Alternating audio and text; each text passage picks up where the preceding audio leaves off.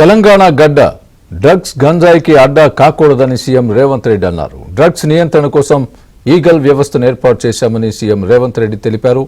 Drugs గంజాయి అమ్మితే వెన్ను విరిచేస్తామని హెచ్చరించారు.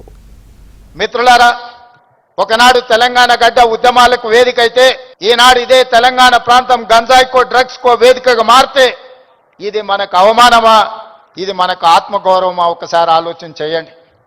అందుకే డిసెంబర్ 7, 2023 నాడు తెలంగాణ రాష్ట్ర రెండవ ముఖ్యమంత్రిగా ప్రమాణ స్వీకారం చేసిన మరుక్షణం స్పష్టంగా చెప్పిన, తెలంగాణ గడ్డ మీద గంజాయి కాదు కదా, గడ్డి పరకైనా మాదక ద్రవ్యాల వైపు ఆలోచన చేస్తే వాళ్ళ వెన్ను విరుస్తాము అని చెప్పి తెలంగాణ రాష్ట్ర ప్రభుత్వం స్పష్టంగా చెప్పింది. రేపు మీ కళాశాలలో ఎలాంటి ఇట్లాంటి అసాంఘిక కార్యక్రమాలు జరిగితే దానికి మీరే బాధ్యత వహించాల్సి ఉంటుంది. ఎందుకంటే తల్లిదండ్రులు మీ మీద నమ్మకంతో, విశ్వాసంతో లక్షలాది రూపాయలు ఫీజులు చెల్లించి పిల్లల్ని మీ పాఠశాలలు, మీ కళాశాలలకు పంపిస్తే మీరు చదువు చెప్పడంతోనే మీ బాధ్యత అయిపోయింది అనుకుంటే కుదరదు. రాబోయే రోజుల్లో మా డీజీపీ, నా యాంటీ నార్కటిక్స్ అధికారులకు నేను ఆదేశాలు ఇస్తున్నా.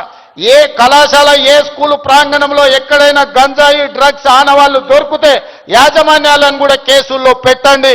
వాళ్ళను పర్యవేక్షించకుండా, బాధ్యత తీసుకోకుండా ఫీజులు తీసుకుంటాం కానీ బాధ్యత తీసుకోము అంటే కుదరదు.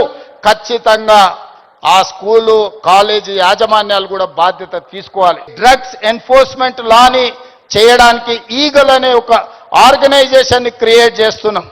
రేపు పొద్దుగాల అడవుల్లో గంజాయి పండించే వాళ్ళని కూడా ఈరోజు మనం ఈగల్కి ట్రైనింగ్ ఇస్తున్నాం. ఈ రోజు నుంచి ఈ ఆర్గనైజేషన్ పనిచేస్తుంది.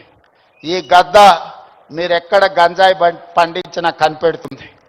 ఇవాళ మీరు ఈ గద్ద అడవిలో దీనికి స్పెషల్ ట్రైనింగ్ ఇవ్వబోతున్నాం. ఎక్కడైనా ఏ పొలాలలో గంజాయి పండించినా ఖచ్చితంగా ఇవి చూస్తాయి.